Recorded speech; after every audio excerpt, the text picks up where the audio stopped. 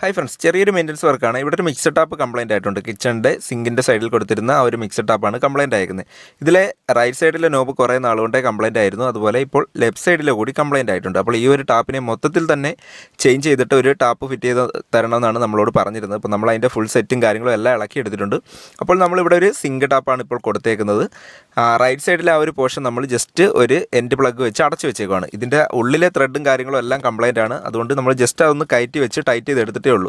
അതുകൊണ്ട് തന്നെ നമുക്കിതിൻ്റെ പുറം സൈഡ് കൂടി ഒന്ന് കട്ട് ചെയ്ത് അടയ്ക്കേണ്ടതായിട്ടുണ്ട്. ഇവിടെ മിക്സർ ടാപ്പാണ് വെച്ചിരുന്നെങ്കിലും ഇവിടെ ഹോട്ട് വാട്ടർ ഒന്നും കണക്ട് ചെയ്തിട്ടില്ലായിരുന്നു. രണ്ടും കോൾഡ് വാട്ടർ തന്നെയാണ്. അപ്പോൾ നമ്മളിതിൻ്റെ പുറം സൈഡിൽ ഈ വലത് സൈഡിലെ ആ ഒരു പോർഷനാണ് നമ്മൾ ഉപയോഗിച്ചേക്കുന്നത്. അപ്പോൾ ലെഫ്റ്റ് സൈഡിൽ ഇതിനെ നമുക്കിവിടെ കട്ട് ചെയ്തിട്ട് ഇവിടെ നമുക്കൊരു സ്റ്റോപ്പർ ഇട്ട് അടച്ചു കൊടുക്കണം.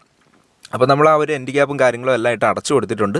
അപ്പോൾ മിക്സർ ടാപ്പ് സിങ്കിൻ്റെ അവിടെ സെറ്റ് ചെയ്തിട്ട് ഈ രീതിയിൽ കംപ്ലൈൻ്റ് ആയിട്ട് ഇരിപ്പുണ്ടെന്നുണ്ടെങ്കിൽ നമുക്ക് ഇതുപോലെ സിങ്ക് ടാപ്പ് വെച്ചിട്ട് നമുക്ക് സെറ്റ് ചെയ്ത് ഉപയോഗിക്കാനായിട്ട് സാധിക്കും.